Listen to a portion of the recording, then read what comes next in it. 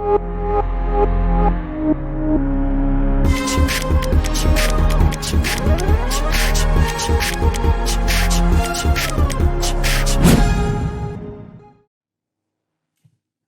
now, let's see what will happen if strong acid is added to weak base. तो वहां पर हमारा graph किस तरीके से होने वाला है, एक बार उसको पूरा का पूरा हमें समझना पड़ेगा। ऑलरेडी हम लोगों ने वो चीज तो कर चुके हैं जहां पर हम स्ट्रॉन्ग बेस ऐड कर रहे थे वीक एसिड पे। अच्छा, यहां पर ध्यान देना एक बात, यहां पर हमारा जो इक्विवेलेंस पॉइंट होगा वो एसिडिक रीजन पे होने वाला है, क्योंकि हमारा जो सॉल्ट बनेगा that will be definitely acidic salt. Example के तौर पे अगर मैं NH4OH ले लूं, वीक बेस, और साथ में अगर मैं ऐड कर देता हूं HCl, तो ये बन जाता है NH4Cl प्लस वाटर। ये डेफिनेटली मेरा एसिडिक सॉल्ट है। तो वैसे ही अगर एग्जैक्टली हम सेम क्वेश्चन को लेकर चालू कर ले, यानी मेरे पास है n ml 0.1 मोलर NH4OH है। ये NH4OH का जो Kb है, ये Kb ले लो 10⁻⁵, ठीक है। 0.1 molar HCl added drop by drop. और इस केस में अगर हमें टाइट्रेशन का ग्राफ ड्रॉ करना है, मैं पूरा का पूरा वैल्यूज ऑब्वियसली अब वापस नहीं निकालूंगा। तो स्टार्टिंग में क्या होगा, जो हमारा pH है उसके बदले आएगा POH। तो स्टार्टिंग में जब 0 ml होगा तो 0 ml पे जो हमारा POH आएगा वो कितना आएगा, half PKB minus log C to the base 10। तो कितना आ जाएगा ये मेरे पास, half 5 + 1 that is equal to 3। ये मेरे पास क्या आ जाएगा, POH, राइट। तो POH अगर मेरे पास 3 आ गया है स्टार्टिंग में, तो pH ऑब्वियसली कितना आएगा, pH will be equals to 11। उसके बाद मैं अब एक चीज बोल सकता हूं, 1 ml to 9 ml, ये जो है ये लगभग लगभग हमारा बफर रीजन होने वाला है। 5 ml is half equivalence point, और ऑब्वियसली बात है वहां पर POH जो आएगा that will be equals to PKB that is 5। तो मेरे पास pH जो आएगा that pH will be equals to 9, ठीक है। अच्छा, 8 to 10 मेरा ऑब्वियसली बात है बफर रीजन होगा।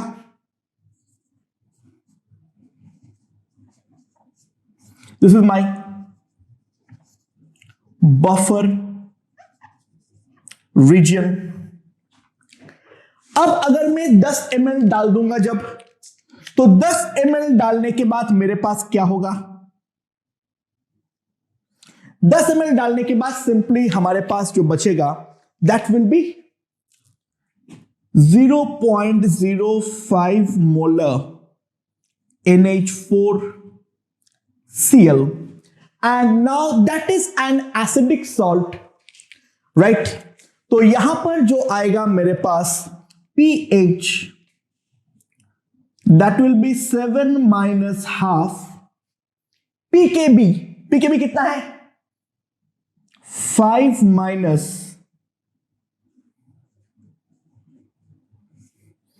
0.05, राइट।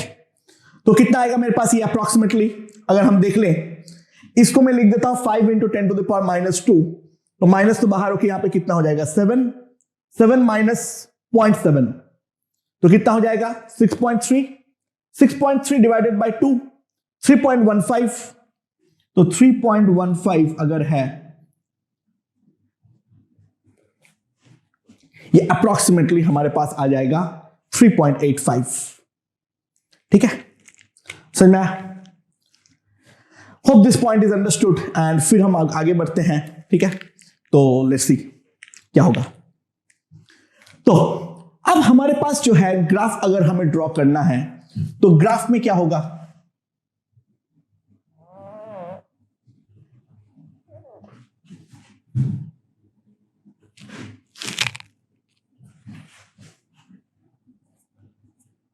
सॉरी यहां पे थोड़ा सा गड़बड़ हो गया है।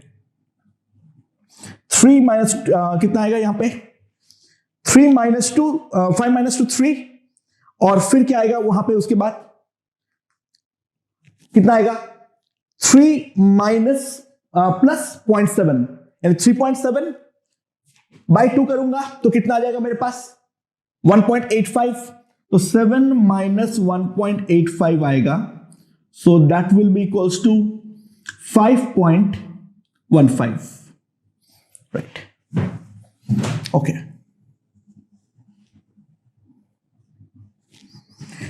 ओके, सो नाउ अब अगर हम लोग यहां पर पीएच वर्सेस वी ड्रॉ करें, तो पीएच वर्सेस वी कितना आएगा,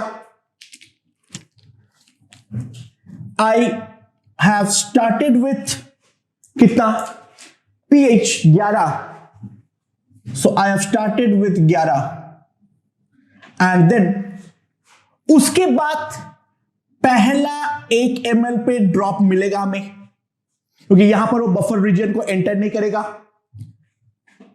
तो 1 ml के बाद क्या होगा, पीएच चेंज बहुत ही ज्यादा मुश्किल होता रहेगा, चेंज तो होगा लेकिन काफी ज्यादा धीरे धीरे। तो दिस इज माई 1 ml, यहां पर है मेरे पास half equivalence point, half equivalence point जो है वो 5 ml पे है, एंड उसके बाद ग्राफ वापस अपना कॉन्टिविटी को बदलेगा,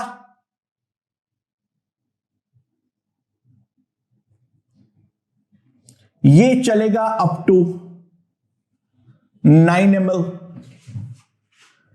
राइट।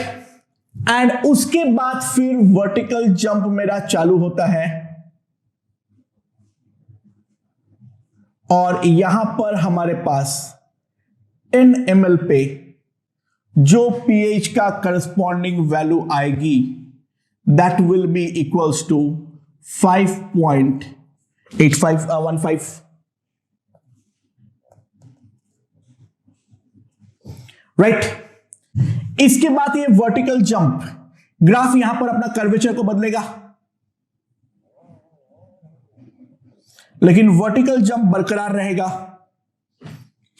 एंड 11 ml तक ये ड्रॉप होता रहेगा, एंड फाइनली एसिम्प्टोटिकली ये प्योर HCl का पीएच यानी pH 1 को जो है वो अटेंड करने की कोशिश करेगा। तो यहां पर अगर हम देखें ग्राफ में क्या क्या पॉइंट ऑफ इन्फ्लेक्शन है, अगेन 2 पॉइंट ऑफ इन्फ्लेक्शन है, that is half equivalence point और दूसरा हमारा इक्विवेलेंस पॉइंट। यहां पर हमारे पास 2 क्या आएगा पॉइंट ऑफ इन्फ्लेक्शन। इसके पहले ग्राफ क्या बन जाएगा, graph will be concave up. यहां पर रिटार्डेशन है, रिटार्डेशन में यहां पर v क्या है नेगेटिव, तो a क्या होना पड़ेगा पॉजिटिव, v और a का साइन उल्टा होना पड़ेगा। जो काम इंक्रीजिंग में कॉन्केव डाउन का है वही काम डिक्रीजिंग में कॉन्केव अप का है। So this is concave up. इसके बाद ग्राफ बनेगा कॉन्केव डाउन, एंड इस पॉइंट के बाद ग्राफ जो बनेगा वो वापस बनेगा कॉन्केव अप। और यहां पर भी हाफ इक्विवेलेंस पॉइंट और इक्विवेलेंस पॉइंट दोनों जो है ये दोनों है हमारा पॉइंट्स ऑफ इन्फ्लेक्शन। तो ये दोनों पॉइंट्स ऑफ इन्फ्लेक्शन होने के कारण ग्राफ यहां पर अपना कॉन्केविटी को बदलने वाली है, जो हमने साफ साफ यहां पर देख सकते हैं। राइट, तो ये वाला ग्राफ भी हम देख लेने के बाद जो लास्ट ग्राफ बचता है इस तरह प्रोफाइल का, वो है weak acid plus weak base. Right,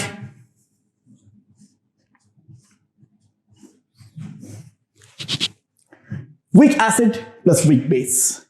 अच्छा, ऑब्वियस सी बात है यहां पर जो एक्सटेंट ऑफ टाइट्रेशन होगा वो डेफिनेट सी बात है काफी खराब रहने वाला है। यानी ये रिएक्शन तो होगा लेकिन पीएच पे जो बदलाव होने वाला है वो बहुत ही ज्यादा कम होने वाला है, यानी उसको हम प्रैक्टिकली नजरअंदाज कर सकते हैं। सो CH3CH प्लस NH4OH क्या देगा तुम्हें? CH3CONH4 and water. Acid base सब कुछ वीक है, जो सॉल्ट है वो salt of weak acid plus weak base है, जिसका पीएच हमने देखे हैं। प्रेडिक्ट तो हम नहीं कर सकते हैं बट 7 के आसपास ही होता है। तो डेफिनेट सी बात है हमें पीएच में बहुत ज्यादा कोई बदलाव नहीं मिलने वाला है। वैल्यूज कैलकुलेट करने का पॉइंट नहीं है। इसका ग्राफ जो होता है इट्स स्लोली इंक्रीजिंग,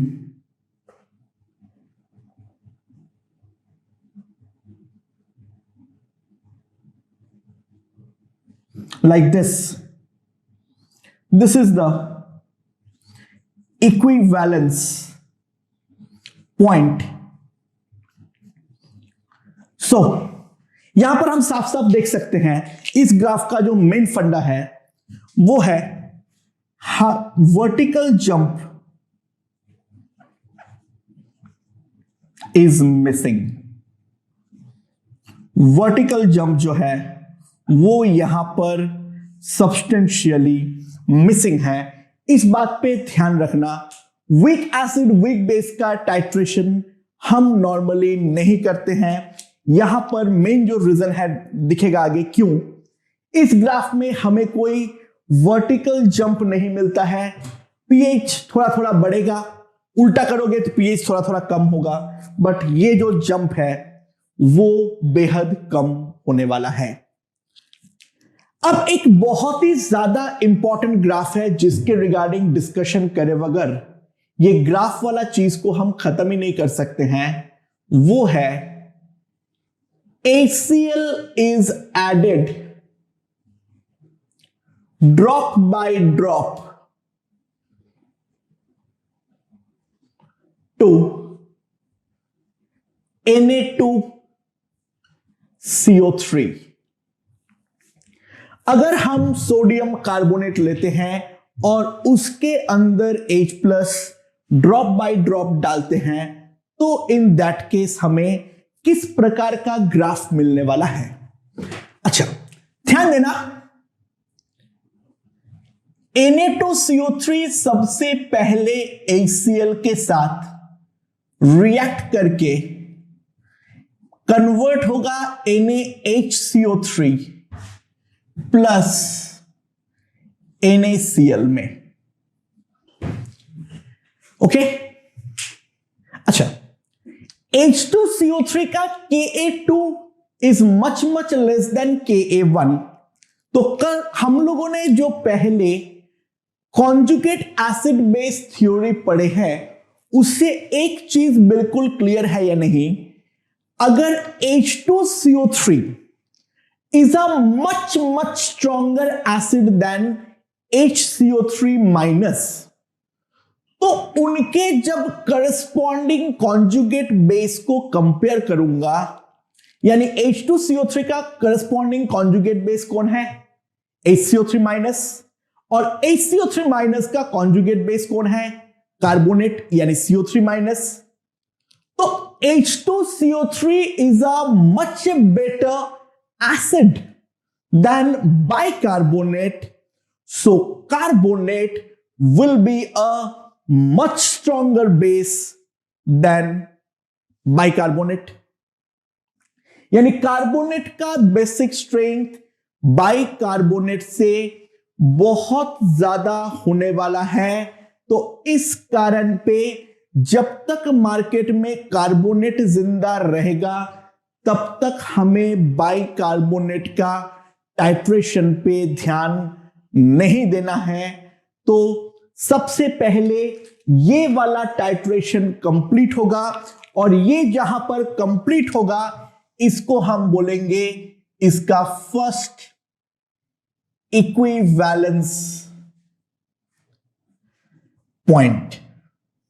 इसको हम बोलेंगे इसका फर्स्ट इक्विवेलेंस पॉइंट।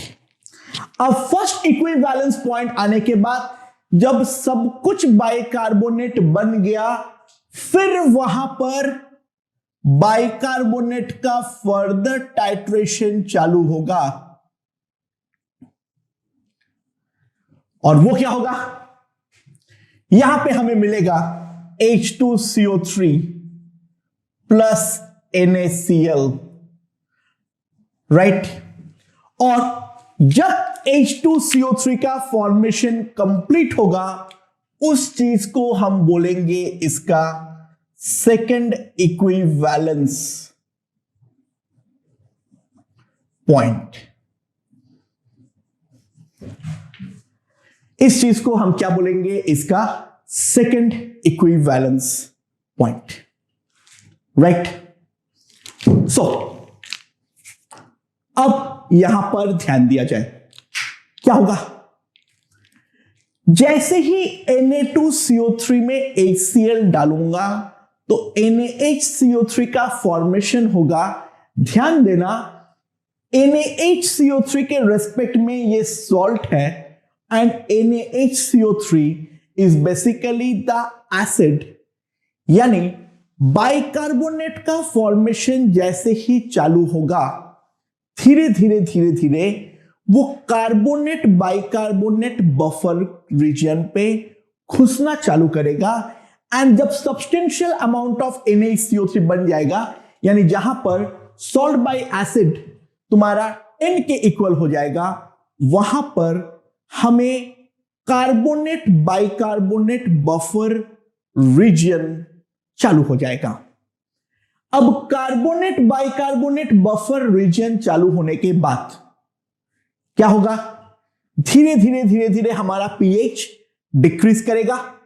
स्टार्टिंग में तो जो अब हम लोगों ने 1 ml पे बना रहे हैं स्टार्टिंग पे हमें एक डिक्रीज मिलेगा जिसके बाद ये बफर रीजन चलेगा and then we will get a vertical jump जब बाइकार्बोनेट का फॉर्मेशन जो है वो हमारा कंप्लीट हो जाएगा, राइट।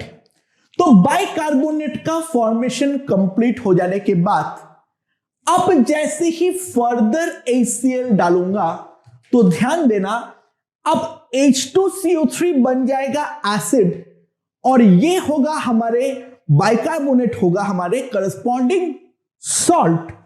तो ये वापस बफर रीजन के अंदर एंटर करेगा जो कि हमारा बाइकार्बोनेट और H2CO3 का बफर है। तो वापस पीएच में स्लो डिक्रीज होगा एंड देन जब सेकेंड इक्विवेलेंस पॉइंट आएगा H2CO3 का फॉर्मेशन होगा तो H2CO3 के फॉर्मेशन में हमें वापस एक वर्टिकल जंप जो है वो मिलने वाले हैं एंड देन एसिम्प्टोटिकली जो पीएच है वो अगर 0.1 मोलर HCl है मान लो ले लिया मैंने तो पीएच एसिम्प्टोटिकली 1 की तरफ टेंड करेगा। तो थियोरेटिकली सबसे पहले हमें समझना पड़ेगा जो यहां पर हो क्या रहा है। तो अब अगर मैं ग्राफ को प्लॉट करूं, ध्यान देना इस ग्राफ में बहुत सारे इंपॉर्टेंट पॉइंट्स हैं। यहां पर पहले बेसिक सॉल्ट है Na2CO3, कॉनकेव डाउन, यहां पर डिक्रीज हो जाएगा पहले में, एंड देन इसके बाद बफर रीजन एंटर, ठीक है, यहां से बफर रीजन एंटर किया, कम डिक्रीज, अब उसके बाद first buffer region ends, first buffer region end होने के बाद अब हमें डिक्रीज इन पीएच मिलने वाला है, और यहां पर पहली बार हमें NaHCO3 का फॉर्मेशन मिलने वाला है। So this is the NaHCO3 formation, और ये वाला जो पॉइंट होगा इसको हम क्या बोलेंगे, फर्स्ट इक्विवेलेंस पॉइंट। एंड एक बार जैसे NaHCO3 का फॉर्मेशन होगा, इसके बाद ग्राफ जो है वो वापस और वर्टिकली ड्रॉप करेगा, एंड वर्टिकली ड्रॉप करने के बाद थोड़ा सा कर्वेचर खाएगा, तो यहां पर कर्वेचर था, and then again it enters a buffer reason जहां पे पीएच चेंज मुश्किल होगा, राइट, एंड यहां पर ग्राफ हमारा वापस क्या हो जाएगा, कॉनकेव अप, ठीक है।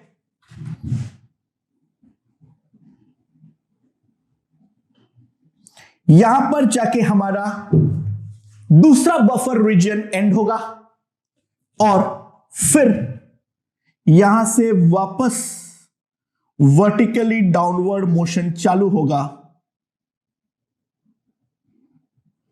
इस पॉइंट पे। This is basically what, H2CO3 formation, और जहां पर H2CO3 हमारा फॉर्म हो रहा है, that will be my second equivalence point. तो सेकेंड इक्विवेलेंस पॉइंट के बाद ये वाला जो वर्टिकली डाउनवर्ड जर्नी है ये और थोड़ी देर कंटिन्यू होगा, एंड देन फाइनली एसिम्प्टोटिकली वो पीएच 1 की तरफ टेंड करना चालू कर देगा, राइट। 1 में तब मान लिया जब अगर हमारे पास HCl का कंसेंट्रेशन 1 मोलर हो, कुछ और दे रखा है तो उसके अकॉर्डिंग होगा, जो भी होगा आप देखे जाएंगे, but this is the main graph, try to understand. ये वाला पॉइंट को हम क्या बोलेंगे, this is the first half equivalence point, और यहां वाले पार्ट को क्या बोलेंगे, this is the second half equivalence point. इसके अंदर जो ये वाला रीजन है ये बेसिकली मेरा पास क्या है, Na2CO3 प्लस NaHCO3 बफर, और ये वाला जो रीजन है ये रीजन मेरे पास क्या है, NaHCO3 प्लस H2CO3 बफर, और ये वाला पॉइंट जो है वो तो हम जानते ही हैं, दिस इज प्योर Na2CO3। यहां पर एक चीज ध्यान दें, यहां से चालू करके फर्स्ट हाफ इक्विवेलेंस पॉइंट तक ग्राफ जो है वो है कॉन्केव अप, यहां से चालू करके यहां तक कॉन्केव डाउन, राइट। फिर इस पॉइंट से चालू करके यानी यहां तक कॉन्केव अप, यहां से यहां तक कॉन्केव डाउन, फिर यहां से चालू करके यहां तक ये क्या आ जाएगा, कॉन्केव अप, राइट। और यहां से चालू करके यहां तक वापस क्या हो जाएगा हमारे पास, कॉन्केव डाउन। और फिर इसके आगे जो यहां पर ग्राफ है, ये ग्राफ वापस क्या बन जाएगा, this will be again concave up. तो ध्यान देना यहां पर जितने भी पॉइंट्स है 1 2 3 4, ये चारों के चारों, ध्यान देना गौर से, इस वाले ग्राफ में हमें टोटल 4 पॉइंट्स ऑफ इन्फ्लेक्शन मिलने वाले हैं। ये ग्राफ जो है टोटल 4 डिफरेंट पॉइंट पे अपना कॉन्केविटी बदल रहा है, concave up to concave down at the first equivalence point, then down to up at the first equivalence point, then again up to down in the second half equivalence point, and down to up in the second equivalence point.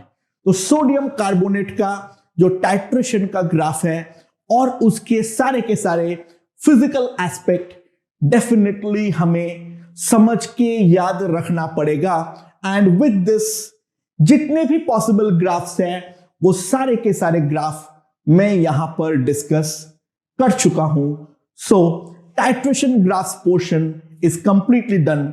I hope this point is perfectly understood. Okay, यहां पर H3PO4 का जो 3 acid dissociation constants है वो दिया हुआ है, ठीक है, वो बात की बात है।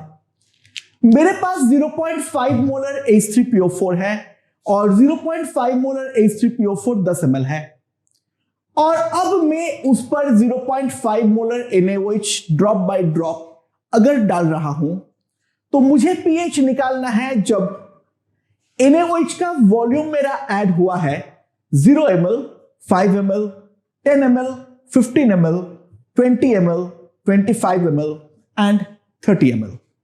Okay, so now let's see क्या होगा। बहुत सिंपल सी बात है, वॉल्यूम इक्वल्स टू जब 0 ml है तो तब मेरे पास बेसिकली क्या है, प्योर वीक एसिड है। वॉल्यूम जब मेरा 0 ml है तब बेसिकली हमारे पास क्या है, pure weak acid.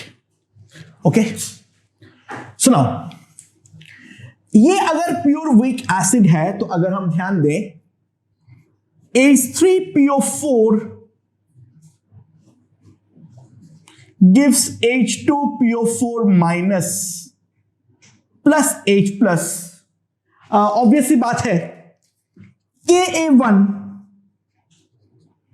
is much greater than Ka2, that is much greater than Ka3. So we can simply imply all H plus comes from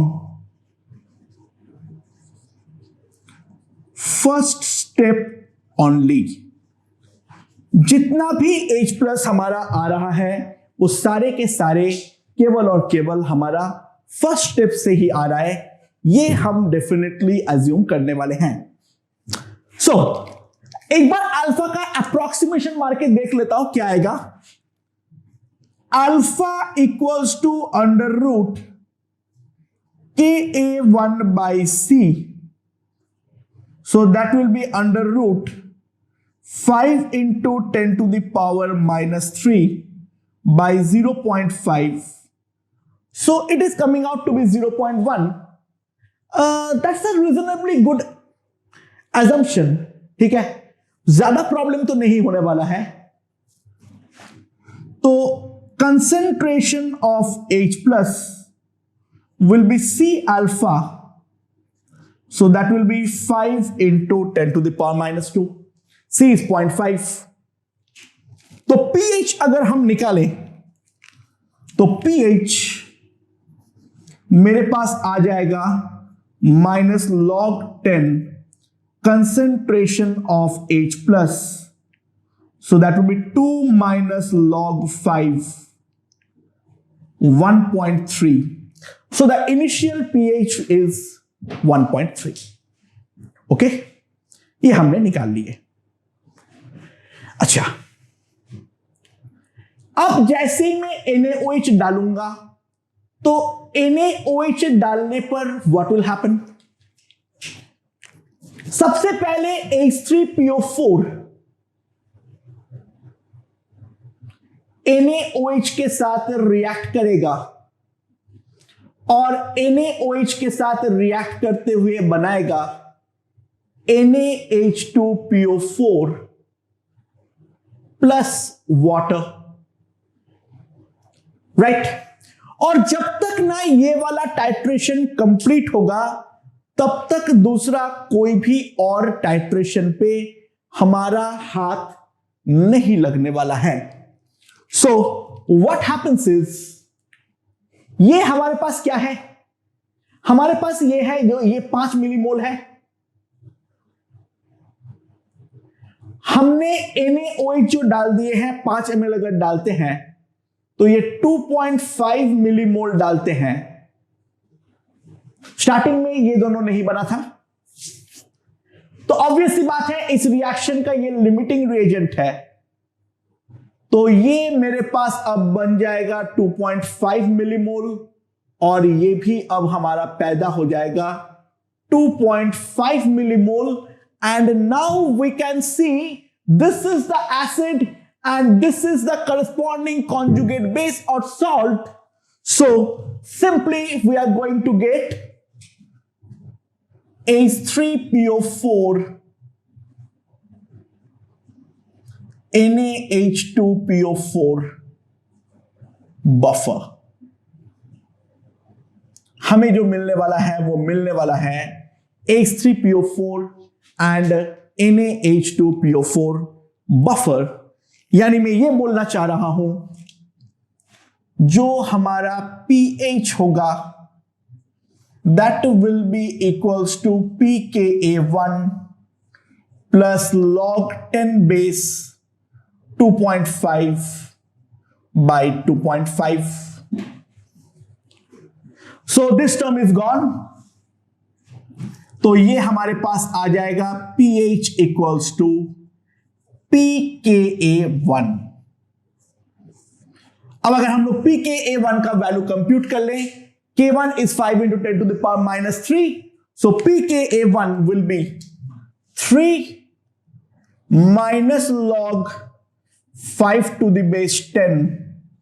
मतलब pH मेरे पास आ जाएगा 2.3. pH जो है वो मेरे पास आ जाएगा 2.3. ये जो चीज है इसको हम बोलते हैं फर्स्ट हाफ इक्विवेलेंस पॉइंट. इसको हम लोग क्या बोलते हैं? इसको हम बोलते हैं फर्स्ट हाफ इक्विवेलेंस पॉइंट.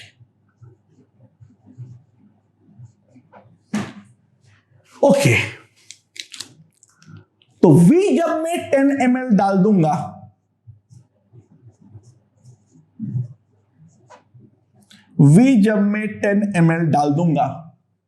तो 10 ml डालने पर व्हाट विल हैपन? 10 ml डालने पर व्हाट हैपेंस इज, ये वाला रिएक्शन हम गौर से ध्यान दें कंप्लीट हो जाएगा और ये रिएक्शन कंप्लीट होके मुझे जो मिलने वाला है वो है 5 मिलीमोल NaH2PO4. हमें ये वाला जो है कंप्लीट टाइट्रेशन हो जाएगा. First step of titration is done. This is called the first equivalence point. इसको हम बोलते हैं क्या? First equivalence point. तो ये अगर फर्स्ट इक्विवेलेंस पॉइंट है, ध्यान देना NaH2PO4 इज एम्फोटेरिक, और ये एम्फोटेरिक होने के लिए जो इसका pH होगा, that pH will be equals to pKa1 plus pKa2 by 2। And so pKa1 तो हमने निकाल लिए हैं 2.3, एंड सिमिलरली pKa2 जो आएगा 8 minus log 5, that will be 7.3। so 2.3 plus 7.3 divided by 2, it is equals to 4.8। okay, so now V अब अगर मैं ऐड कर देता हूं 15 ml, तो जैसे ही मैं 15 ml ऐड करूंगा, so what will happen? NaH2PO4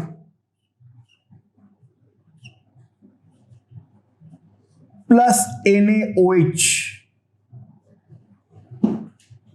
that gives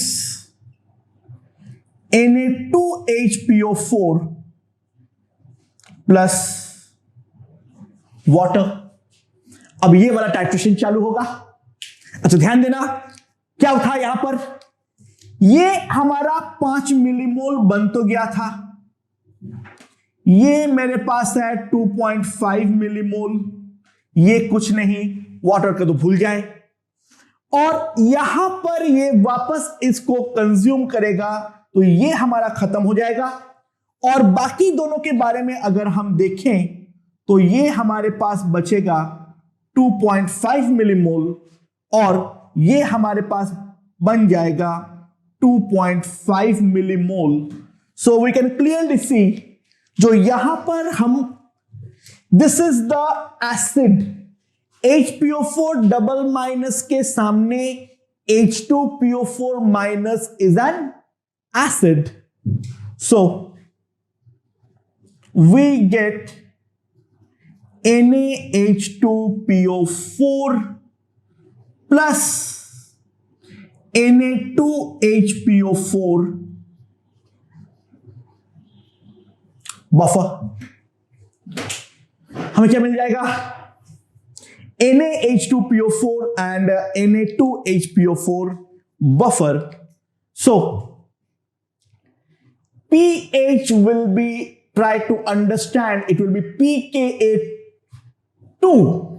यहां पर एसिड क्या है? यहां पर एसिड जो है वो H2PO4 माइनस है, जिसका एसिड डिसोसिएशन कांस्टेंट, ध्यान देना, Ka2 है, तो pKa2 प्लस log 10 बेस में 2.5 by 2.5, this is log 1, so cancelled 0, तो हमारे पास आ जाएगा pH equals to pKa2। Now pKa2 हमने निकाले थे कितना? 8 minus log 5, and that will be equals to 7.3।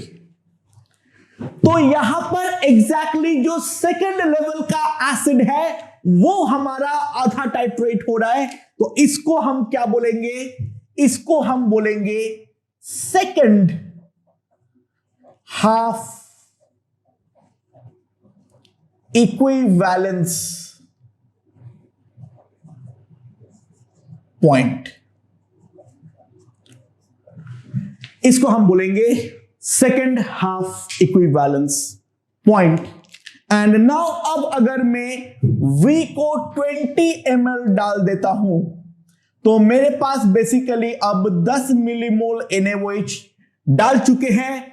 5 millimole तो फर्स्ट स्टेप में ही कंज्यूम हो गया था, जो और 5 मिलीमोल अब डाला हूं, ये वो 5 मिलीमोल NaH2PO4 को पूरी तरीके से टाइट्रेट करके कन्वर्ट कर डालेगा Na2 HPO4 में, यानी मेरे पास अब जो बनेगा वो बनेगा 5 millimole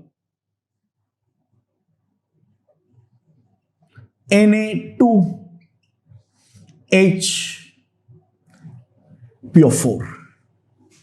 Now this is again amphoteric. इसको हम क्या बोलेंगे?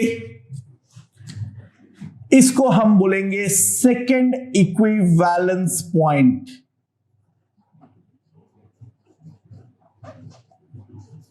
Right? Okay? And now we can see clearly that Na2HPO4 is amphoteric. और ये किसका एम्फोटेरिक है? Ka2 और Ka3 का. तो हमारे पास आ जाएगा pH equals to pKa2 plus pKa3 that divided by 2. Now we can clearly see pKa2 तो हमने निकाले थे, it will be 7.3, and pK3 if we compute is 13 minus log 5, that will be 12.3. तो 19.6 by 2, so that will be equals to 9.8. Now V is equals to 25 ml. तो जैसे ही मैं 25 ml यानी 20 ml से ज्यादा डालना चालू करूंगा तो यहां पर अब क्या होगा? Na2HPO4 का टाइट्रेशन चालू हो जाएगा एंड Na2HPO4 NaOH के साथ रिएक्ट करते हुए बनेगा Na3 phosphate plus water. Now यहां पर क्या आएगा? Na2HPO4 क्या आएगा? दिस वाज इनिशियली 5 मिलीमोल, ये मैंने डाल दिया और 2.5 मिलीमोल एक्स्ट्रा एडिशनल. वो भी जो तुम्हारा करस्पॉन्डिंग 10 मिलीमोल पहले था वो तो टाटा बाय बाय हो गया है, ठीक है. अब इसके करस्पॉन्डिंग मैंने और डाल दिया 2.5 मिलीमोल. तो after titration this will be gone and this will be 2.5 millimole now, or this will be 2.5 millimole. Now we can see what we are obtaining. So phosphate will be the conjugate base and the hydrogen phosphate HPO4 double minus will be the corresponding conjugate acid. So now again अगर हम ध्यान दें तो Na2HPO4 plus Na3PO4 buffer बनेगा यहां पर, right. सो इसके लिए एसिड जो है उसका K कितना है? ध्यान देना, उसका K जो है that is equals to Ka3. So pH is equals to pKa3 plus log 10, 2.5 by 2.5. This is 1, this is 0. So pH, pK3, 13 minus log 5, 12.3.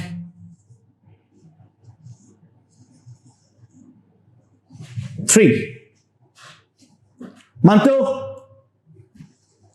नहीं मानना चाहिए.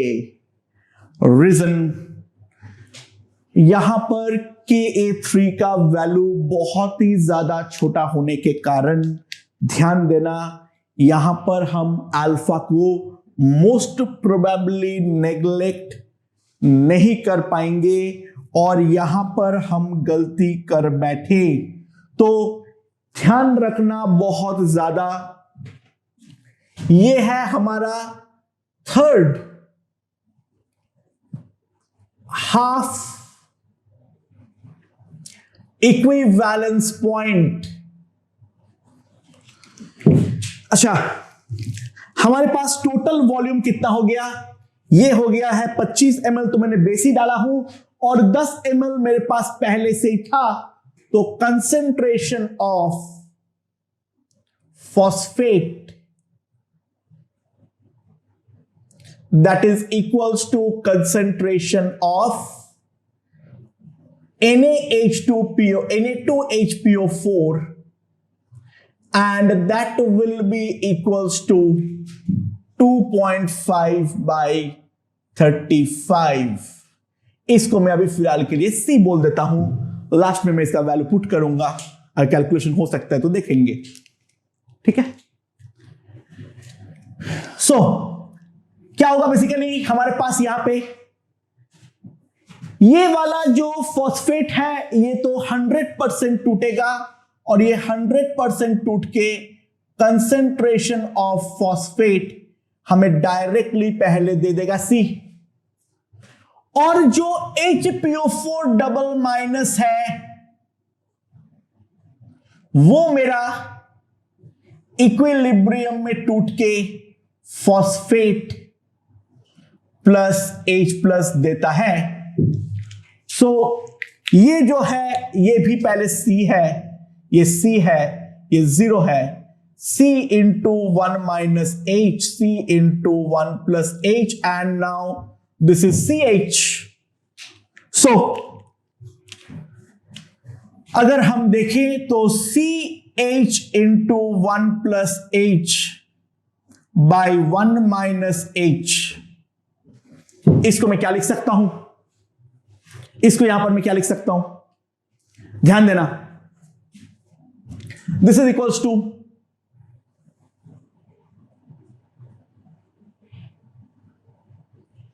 Five into 10 to the power minus 13, right? And then we have to solve this thing, and then we have to get the final pH, क्योंकि यहां पर जो extent of hydrolysis होगा वो extent of hydrolysis को हम नजरअंदाज नहीं कर सकते हैं, तो यहां पर हमें डेफिनेटली ध्यान तो देना ही पड़ेगा। यानी बेटर इक्वेशन अगर हम ये भी यूज नहीं करना चाहते हैं तो एक काम कर ले, एसिड डिसोसिएशन को अगर हम नेग्लेक्ट भी कर दें, सॉल्ट हाइड्रोलिसिस को तो नेग्लेक्ट नहीं कर पाएंगे, यानी phosphate plus water gives HPO4 double minus plus OH minus. Okay, and this hydrolysis will be very very high. तो फॉस्फेट का इनिशियल कंसेंट्रेशन C है, इसका C है 0 है, C into 1 minus H, C into 1 plus H, CH। Okay, so KH कितना आएगा? It will be, जानता हूं मैं, KW by KA3, तो KW by KA3 10 to the power minus 14 by 5 into 10 to the power minus 13, that is C into H, 1 plus H by 1 minus H. So that will be equals to 2 into 10 to the power minus 2. And now we have to solve the quadratic. Solve quadratic to get pH. यहां पर हम definitely hydrolysis को तो नजरअंदाज नहीं कर पाएंगे, तो ऑब्वियस सी बात है pH का फॉर्मूला डायरेक्ट अप्लाई करके हम जो आंसर निकालेंगे वो डेफिनेटली हमारा रॉन्ग होने वाला है। And now the last thing, V जब मैं 30 ml डाल दूंगा, V जब मैं 30 ml डाल दूंगा, तो 30 ml डाल देने पर अब सब कुछ खत्म हो चुका है और मेरे पास आ चुका है 5 मिलीमोल Na3PO4, वॉल्यूम बन गया है 40 ml। अब इसका हाइड्रोलिसिस होगा। इट्स अ बेसिक सॉल्ट, जिसका केवल फर्स्ट हाइड्रोलिसिस हम कंसीडर करेंगे। हम एजम्पशन कुछ भी नहीं मार सकते हैं क्योंकि Ka3 is very very very very low, तो कंसेंट्रेशन C जो आएगा that will be 5/40, that is equals to 1/8। And now अब हम क्या करेंगे, फॉस्फेट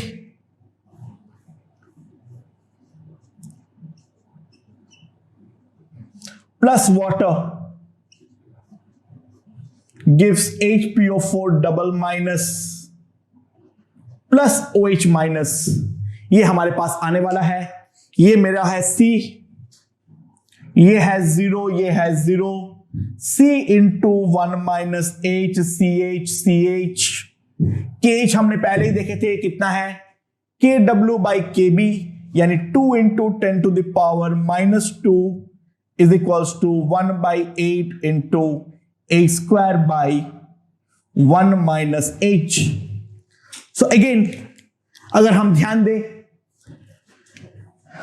ये कितना है 1/50, तो H²/1 minus H equals to 8/50, that is equals to 4/25। तो 25H² plus 4H minus 4, that will be equals to 0। मैं ऑब्वियसली 1 माइनस H को नेग्लेक्ट नहीं कर सकता हूं क्योंकि मेरा H जो है वो सीधा 0.4 आ जा रहा है। डेफिनेटली वो गलत होगा। हमें इस क्वाड्रेटिक को इन जनरल सॉल्व करना पड़ेगा। सॉल्व करके कुछ मिलेगा नहीं, एज सच तरीका हमें आना चाहिए। तो find H and hence OH minus, find H and hence OH minus। अब OH minus एक बार मेरे पास आ जाए तो मैं आसानी से इसका pH जो है वो निकाल डालूंगा, और इसको जो बोलते हैं हम बोलते हैं थर्ड इक्विवेलेंस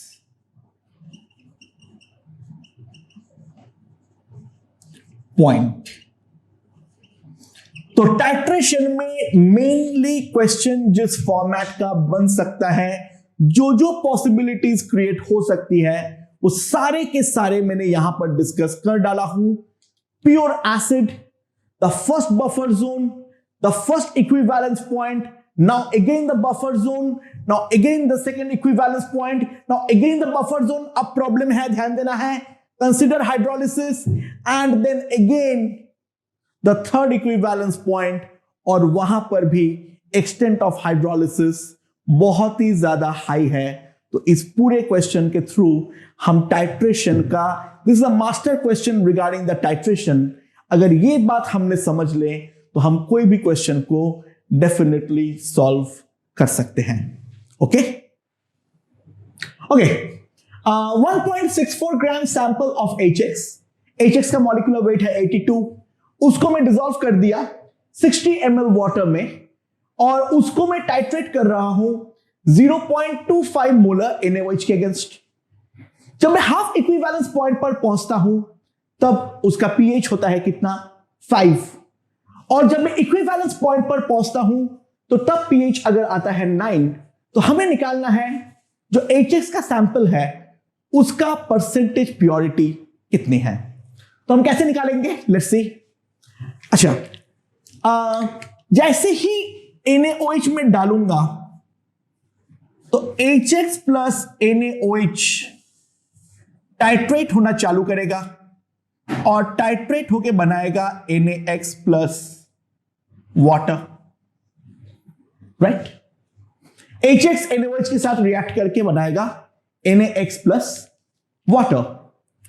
सो 50% टाइट्रेशन जब हमारे पास होगा तब ऑब्वियस सी बात है हमें मिलेगा HX NaX buffer, right, and concentration of HX will be equals to concentration of NaX होगा. So obviously बात है it's an acidic buffer, तो pH जो आएगा मेरा वो आएगा pKa प्लस log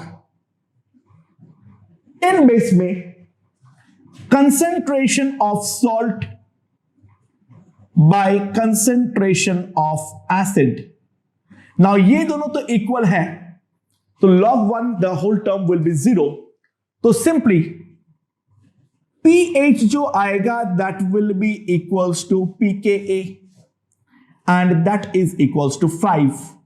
तो पहला जो हाफ इक्विवेलेंस पॉइंट है वहां से मेरे पास ये आ गया है, जो मेरा pH जो है pKa जो है वो मेरा 5 के इक्वल है, राइट. नाउ इसके बाद जब मैं pH इक्विवेलेंस पॉइंट पर पहुंचता हूं तब उस टाइम पे क्या होगा? उस टाइम पे ऑब्वियस सी बात है हमारे पास केवल और केवल NaX सॉल्ट बचने वाला है, right. It's a basic salt because it is a salt of strong base and weak acid NaOH and HX.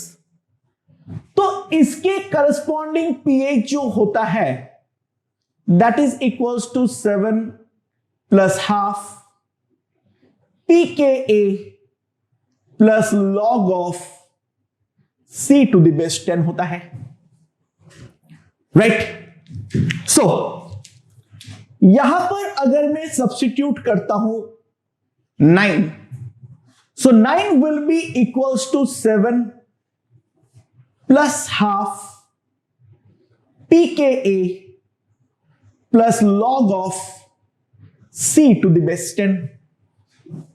Okay, so obviously बात है यहां पर अगर हम देखें इसको 2 हो जाएगा, ये 4 हो जाएगा, तो log of C to the base 10 मेरे पास आ रहा है -1, राइट. सो C जो आ जाएगा मेरे पास ये है 0.1 molar. That is the final concentration of, this is the final concentration of salt, right. Not to be confused with the initial concentration, क्योंकि obvious सी बात है मैं इस पर NaOH जो है वो तो डेफिनेटली मिक्स किया हूं. तो मान लेता हूं अब निकालने के लिए let x ml of NaOH is added, okay, but NaOH का जो कंसेंट्रेशन है वो है 0.25 मोलर. तो सिंपल सी बात है